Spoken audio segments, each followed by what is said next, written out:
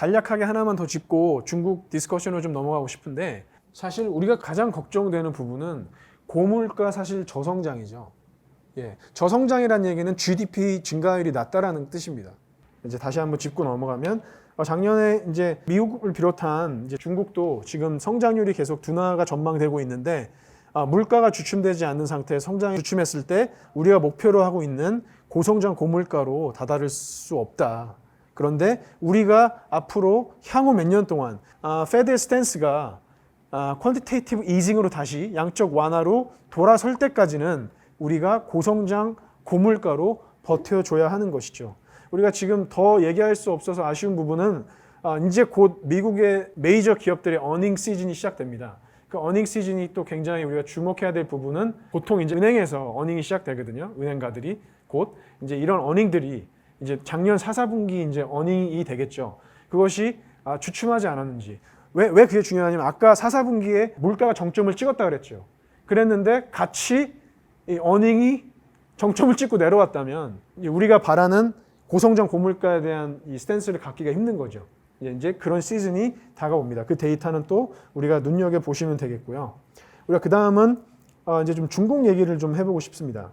12월 16일에 경제공작 회의가 있었어요. 어떤 발표들이 있었냐 하면, 경제기조, 온고중신, 안정 속에 성장을 해야 된다. 그다음에 재정정책. 재정정책은 뭐냐면 보통 텍스를 줄이고 세금을 줄이고 재정 확대를 통한 여러분 뭐 지원금 같은 거 있잖아요. 나라의 지원금, 이런 것들이 재정 확대입니다. 이런 걸 통한 일자리 창출, 이런 것이 재정 정책입니다. 근데 통화정책에 대한 말이 있었어요. 통화정책은 무엇이냐면 아까 말했다시피 통화량 조절을 통한, 금리 조절을 통한 경제를 활성화시키는 것. 그다음에 내수 확대, 소비 회복과 확대를 우선순위 정하고 다양한 방식을 통해 국민 소득을 늘려간다. 이런 것들을 내놨습니다. 마지막으로 부동산이 아마 이런 얘기들 많이 들으셨을 거예요. 올해 금융위기가 터지면, 아니면 올해 리세션이 되면 아마 중국발 리세션이 될 수도 있다. 작년에 이제 에버그린이라 그래서 중국의 부동산 회사가 이제 어렵게 됨으로 인해서 제2의 리만 브라더스 사태가 터지는 거 아니야? 이런 불안감 때문에 이제 정책적으로 경제공작 회의에서 부동산에 대한 특별 지시가 일어납니다. 이런 일이 있고, 지금 조금 디스커션 하고 싶었던 부분들은 그러면 올해 우리가 주목해야 될 경제 위기. 아까 이제 AA 미팅에서 인프라스트럭처 개발을 통한 그런 중국의 경제 성장 모델이 끝났다면, 그것이 하나의 이제 위기가 된다면 올해 우리가 주목해야 될 중국의 부분들이 어떤 것이 있는가. 첫 번째는 중국이 이제 어려움을 겪고 있는 부분은 재정 정책에 대한 부분입니다. 여러분, 저는 코로나가 터지기 전에, 지금은 이제 온라인으로 보통 미팅을 하고 있는데, 보통 중국에 가서 한 2달을, 1년에 한 2달을 지냅니다. 여름에 가서 한 달 지내고, 겨울에 가서 한 달을 지내고, 보통 이제 중국 경제에 대한 연구를 하고 있어요. 중국 사람들은 백인들한테 비판을 받기 싫어하고, 또 미국 사람들은 또 중국 사람들을 믿을 수 없기 때문에, 저 같은 약간 애매한 검은 머리 한국인이 이런 일들을 하고 있습니다.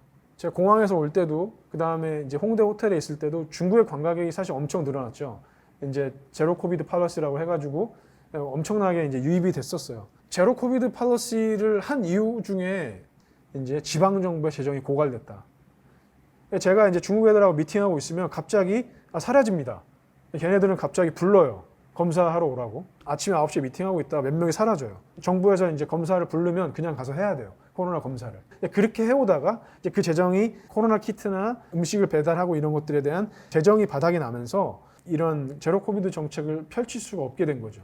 이런 것들이 지금 이제 단적으로 볼 수 있는 것은, 아까 말씀드렸다시피 지정학적인 문제로 중국을 통한 반도체 라인, 서플라이 체인과 미국의 이제 서플라이 체인이 양분화되고 있다면, 최근에 미국이 상하원 회의를 통해서 이제 반도체 투자와 반도체 서플라이 체인에 대한 모델을 완성해 나가는데, 중국도 거기다 대고 우리도 하겠어. 그래서 3년 만기 7,500억 위안을 발표하기로 했는데, 얼마 전에 그걸 돌연 취소하게 됩니다. 재정에 대한 고갈의 문제로 인해서.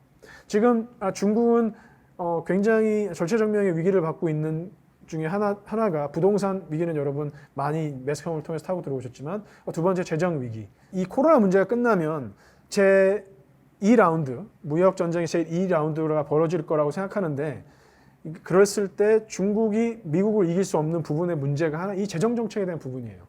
왜냐하면 미국이 재정 정책을 펼 수 있는 이유는 국채 때문이거든요. 제가 코로나 기간 동안에 정부로부터 받은 돈 1,000만 원이에요. 이런 정책을 펼 수 있는 것들은 페트로달러, 국제 석유와 결제 시스템을 달러로 묶어놓은 그런 헨리 키신저가 만들어 놓은 그런 백그라운드 속에서 해왔던 건데 그래서 미국은 충분히 올해에도 화폐 정책의 여지는 없지만 아까 화폐 정책이 무엇입니까? 화폐를 늘림으로 인해서 아니면 금리를 인하함으로 인해서 이런 화폐 정책에 대한 여지나 툴은 없지만 그렇지만 재정 정책에 대한 여러 가지 여지가 있는데 중국은 지금 재정 고갈의 위기가 심각하다. 심지어 세마이컨덕터 서플라이 체인조차도 열어나갈 수 없는 어려움이 있다. 이런 문제가 있습니다.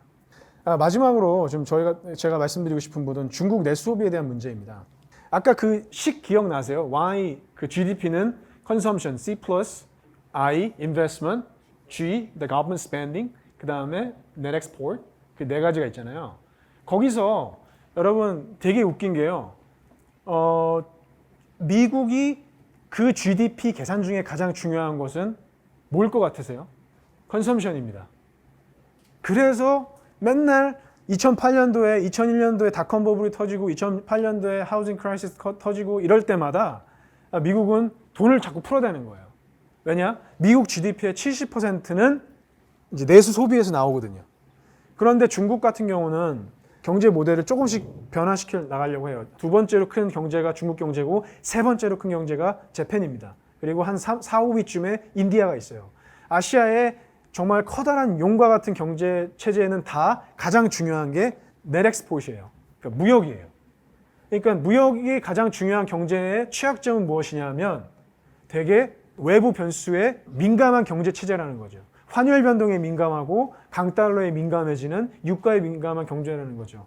그러니까 중국 소비에서 우리가 되게 어렵다고 부정적으로 보는 것은 지난 3년 동안 중국 내 누적 초과 투자, 세이빙 클럽, 초과 저축이 10조 위안이 넘습니다. 근데 아까 초과 저축 나왔잖아요. 초과 저축이 발생하면 우리 구조적인 경기 침체를 도래할 수 있다는 부분. 그것이 사실 경제에 가장 중요한 건 이 돈이 어떻게 서큘레이트 되는가에 대한 부분인데 돈이 계속 저축에 모이는 거죠. 왜냐? 고금리 시대이기 때문에. 위험하게 주식 투자를 할 필요가 없고 그래서 투자가 감소되고 그래서 소비가 감소되는 그런 악순환을 만들어갈 수 있다는 거죠. 중국 내 소비에 대한 부분입니다. 그리고 또 우리가 눈여겨봐야 될 부분은 1974년 6월에 처음 이제 페트로달러라 그래서 한국이 기름을 살 때 중동에서 달러로 결제하고 재팬도 달러로 결제하고 중국도 달러로 결제하라고 이렇게 키신저가 이렇게 그냥 셋업을 해놨는데 이제 얼마 전에 사우디가 미국과 갈등이 생기면서 거기서 이제 어떤 사람이 죽죠. 어떤 기자가 죽게 되면서 이제 그 문제가 해결되지 않으면서 이제 지오폴리틱한 문제가 극대화되면서 작년에 11월 달에 미국 중간 선거가 있었는데 중간 선거 직전에 사우디에 요청을 합니다. 우리 기름 좀 더 생산해서 기름 유가 좀 떨어뜨려줘. 근데 이제 바이든한테 거절을 하죠. 여러분 아시다시피 바이든한테 거절하게 됩니다. 사우디가. 그러면서 사우디가 물밑 작업을 통해서 위안화 결제 시스템, 중국과 위안화 결제 시스템을 만들어 가고 있습니다. 근데 이런 것들이 우리가 중국 경제와 미국 경제 사이에서 올해 매크로 변동성에 우리가 좀 눈여겨봐야 될 부분이라고 생각합니다. 거시경제 상황과 크립토 마켓에 대한 얘기를 짤막하게 하고 오늘 이제 5분 정도 하고 마치려고 하는데 여러분 주식 투자를 뭐 대부분 다 하시겠지만 주식 투자할 때 가장 중요한 것이 무엇입니까? 첫 번째는 이제 펀더멘탈 애널리시스라고 제가 죽도록 강조합니다. 네? 너 주식 너 모르면 사지 마.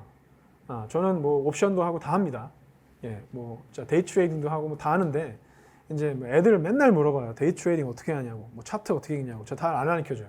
제 수업을 듣고 나서 패스한 다음에 얘기해줘요. 왜냐 제 수업 때는 펀더멘탈 애널리시스를 하기 때문이죠. 펀더멘탈 애널리시스 하는 얘기는 뭐 테슬라 스탁이 뭐 작년에 한 1000불까지 갔죠. 테슬라 스탁을 1000불까지 가서 지금 뭐 엄청 60% 70% 떨어져서 지금 얼마입니까? 제가 어제 이제 친구랑도 얘기하는데 테슬라 주식이 여러분 P ratio 이제 valuation 이제 이런 거 해보셨잖아요. Price earnings ratio. valuation이 아직도 포르쉐의 5배예요. 네. 그 전에는 뭐 더 했죠. 여러분 밸류에이션을 보지 않고 여러분 뭐 이 자켓 하나 사는데도 이거 뭐 하나 사는데도 이거 얼마예요? 이거 뭐 이거 1,000불이에요. 그러면 사겠어요? 안 사잖아요. 밸류를 보는 거 아니에요. 신발을 샀는데 나이키 슈즈 이거 얼마예요? 근데 100불이에요? 사죠. 근데 이거 누가 1,000불 달래? 안 사잖아요. 왜 안 사요? 밸류에이션을 보는 거잖아요. 기업 가치를 볼 때 밸류에이션을 보는 게 그게 펀더멘탈 애널리시스고요. 두 번째로 보는 게 이제 테크니컬 애널리시스. 이제 차트를 보는 겁니다. 근데 이번에 중요하게 봐야 될 게 제가 죄송한데 차트는 못 갖고 왔는데 여러분 이평선이라는 말 들어보셨죠? Moving Average라고 해서 뭐 5-day Moving Average라는 건 무슨 뜻이냐면 뭐 첫 번째 날에 뭐 주식이 100불이었고 두 번째 날에 뭐 101불이었고 세 번째 날에 95불이었고 이러면 이걸 다 더해가지고 5로 나눠요. 그러면 그게 그 5일 동안의 평균 가격이 되는 거죠. 이제 그 선을 연결하는 걸 이평선이라고 합니다. 근데 보통 이제 장기 추세선인 200일 그 Moving Average Line 그 이평선을 뚫고 내려오진 않았었어요. 비트코인이 예를 들면. 근데 지금 그걸 뚫고 조금씩 내려옵니다. 바닥이 어딘지 모른다라는 거죠, 사실은. 테크니컬 애널리시스를 통해서. 근데 더욱이 제가 오늘 지금 한 1시간 가까이 설명드린 내용 부분 중에서 지금 제가 매크로에 대한 아웃룩을 좀 그려드렸잖아요. 키포인트가 뭐예요? 지금 CPI가 둔화됐어. 좀 둔화됐네? 근데 주식시장이 날뛰지 않았네. 왜일까? 바이더 딥 더 사야 돼. 지금 테슬라 좀 더 사야 될 시점이 아닐까? 근데 나스닥이 날뛰지 않았어요. 왜냐? 아직도 950억 달러씩 퀀티테이티브 타이트닝이라는 자산 매입을 통한 총알량 긴축에 대한 스탠스를 바꾸지 않았다라는 것이죠. 그리고 아까 중간중간에 제가 말씀드렸던 이거 너무나 중요한데 지금 그 geopolitical risk요. 지정학적인 리스크. 러시아 우크라이나 전쟁도 그렇지만 반도체 이런 시장만 봐도 이게 반도체는 사실 반도체나 이런 디바이스는 뭐 전기차 시장 그리고 이런 IT 쪽에 이런 모든 것의 필수적인 부분에 대한 그런 거잖아요. 근데 이것들이 점차 가격이 올라가요. 그러면은 모든 그에 따른 생산 설비라든가 원가들이 올라가야 되라는 거죠. 그러면 이게 생각하지 못했던 인플레가 여기저기서 계속 양산될 수 있다는 거죠. 그렇다면 그것이 자산 시장에 어떤 영향을 미치겠어요? 당연히 네거티브한 영향을 미칠 수 있겠는 거죠. 그런 포인트. 그 다음에 구조적 경기 침체. 금리가 뭐 0.25%씩 증가시키지 않지만 작년에 0.75씩 3번 올리고 지금 0.25 나아진 거라고 생각할지 모르겠지만 여전히 금리는 인상되고 있다. 지금 정도의 금리 수준이지만 아까 기억해야 될 포인트 실질 금리는 아직 1.3%밖에 되지 않는다. 여러분 하우징 크라이시스 때 2%까지 갔을 때 아직도 실질 금리가 0.7%까지 더 인상할 여지가 있다. 아직도 매크로 인덱스는 거시경제 지표들은 아직도 시장에 대한 아주 많은 네거티브한 얘기를 하고 있습니다. 이것들이 좀 다소 어렵지만 이 시간이 끝나고 혹시 또 질문하실 거 있으시면 질문해 주시고요. 여러분 여기 뭐 테크니션 관련된 부분들이 더 많을 텐데 여러분 제가 지금 일을 하기 전에 저도 아마존 이제 인터뷰를 봤었어요. 보통 경제학 박사 마친 다음에는 학교를 선호합니다. 근데 이제 백업 플래너로 아마존을 인터뷰를 봤었어요. 그 당시에 6년 전에 아마존에서 대거 이제 거시 경제학자들을 하이어했거든요. 왜 그럴까 생각해 보셔야 돼요. 거시 경제 병동성이 2008년 이후로 굉장히 심각해집니다. 그런 것들에 산술적으로 통계적으로 예측하는 그런 것들이 필요의 시점에 점점 도달해 나오고 있는 것이죠. 어떠한 기술도 일론 머스크도 구글도 스티브 잡스도 거시 경제를 이긴 사람은 없습니다. 그것이 사실이고요. 어렵지만 이런 공부를 통해서 한층 더 가까이 나가서 좀 필요한 메타버스와 이런 세상을 열어가시면 너무 좋지 않을까 말씀드리면서 오늘 강의를 마무리하겠습니다. 감사합니다. 금에 대한 투자는 어제 지표로 봤을 때 지금 상당히 많이 회복됐으니까 이제 전망이 있는 부분인데 그렇지만 제가 그렇다고 해서 이런 말씀이 금에 대한 투자를 말씀드리는 것은 아니에요. 달러는 당분간 이번에 이런 흐름 속에서 가장 강한 강달러 시대를 종식하면 저는 당분간 이러한 강달러 시대는 도래하지 않을 거라고 생각을 해요. 지금 제가 대학생 때에 비해서 거의 한 30-40% 달러화가 이게 절상됐거든요. 근데 이런 강달러의 시대는 오지 않지 않을까 다시는 향후 10년, 20년 동안에는. 근데 이제 이런 말씀을 드리는 건 만약에 제가 오늘 말씀드린 이런 시나리오 속에서는 여전히 금보다는 달러 투자가 더 이제 선호될 수 있다라는 부분을 말씀드립니다. 그렇지만 어떤 특정한 투자를 말씀드리는 것은 아닙니다. 네, 좋은 질문 감사합니다. 되게 중요한 질문 그리고 흥미로운 질문 감사합니다. 사실 CBDC는 정확하게 말해서 여러분 제가 크립토 커런시 하면 디센트럴라이즈드 된 커런시라고 하기는 솔직히 힘들죠. 왜냐하면 중국 센트럴 뱅크에서 직접 통제하는 것입니다. 사실 중국의 그런 하는 것은 여러 가지 목적이 있어요. 중요한 이유 중에 하나는 그 정부 관료들에 많이 부패해 있는데 여러분 중국에도 파가 있는 거 아시죠? 당이 하나만 있는 게 아니에요. 공산당만 있는 게 아니고 공산당 안에 이제 태자당, 상하이방 이렇게 나눠져 있죠. 지금 뭐 이 사람은 태자당이고 뭐 장쩌민이 상하이방이죠. 마윈도 상하이방이었고. 근데 이런 사람들이 돈을 여러 갈래 길로 이제 하다 보니까 저도 플레이톤을 제가 교수하면서 너무 바빴는데도 제가 한 1년 가까이를 몇십 시간, 몇백 시간 투자해가지고 해봤었어요. 그걸 해가지고 돈을 이렇게 돌려보니까 추적이 안 됩니다. 뭐 아시겠지만, 저보다 다 아시겠지만 돈 추적이 어려워요. 그거를 다 스크린 캡처해가지고 다 기록으로 남겨놨어요. 리포트를 하나 쓰려고. 근데 그런 이제 문제가 있다 보니까 CBDC를 통해서 이제 정부 관료들의 돈에 대한 이제 행방과 그리고 이제 뭐 붉은 자본주의 해가지고 그런 자본주의 세력들의 점점 목소리를 내는데 그들의 자금줄을 통제할 길이 없는 부분도 있는 거죠. 동시에 이런 세계 경제사에 굵직한 이제 문제가 있을 때마다 이제 미국은 달러를 막 풀었다 막 놨다 하면서 이렇게 이걸 헤쳐나갑니다. 근데 사실 여러분 되게 불합리하지 않습니까? 저는 1,000만 원 받았다니까요. 코로나 때. 근데 그렇게 1,000만 원씩 줌으로 인해서 달러 가치를 막 그렇게 떨어뜨려 놨다가 갑자기 금리 인상하잖아요. 우리는 계속 좋은 거예요. 한국 오면은 1년에 2번씩 지금 지난 12년 동안 왔는데 제가 한 5년 전보다 요번에 막 택시 타고 밥 사 먹으면 저는 모든 한국 가게에서 30% 40%씩 DC를 받는 거예요. 왜냐? 나는 달러를 쓰니까요. 얼마나 불공평합니까? 근데 이런 달러 패권에 대해서 작년에 2018년에 무역전쟁을 해보니까 무역전쟁은 사실 중국이 먼저 시작한 게 아니에요. 오바마 정권 때 사실 시작한 거예요. 미국에 대한 그런 부서들이 있습니다. 중국 이렇게 하지 않고 뭐 태평양 뭐 이런 부서들이 있죠. 미국이 먼저 시작한 것이죠. 근데 그런 속에서 이렇게 이 불공평한 게임에 대해서 도저히 이제 할 수가 없으니까 이런 CBDC라는 카드를 들고 나오죠. 근데 저는 아까 이제 하버드대 교수님이랑은 약간 의견이 다른 부분 중에 하나는 맞아요. 인프라스트럭처 그 모델을 통해서 중국의 경제 성장을 동력시켰던 것들이 끝났지만 그걸 통해서 하나 중국이 해낸 업적이 있다면 그 나라들과 CBDC를 활용할 수 있는 네트워크들을 넓혀갔다는 사실입니다.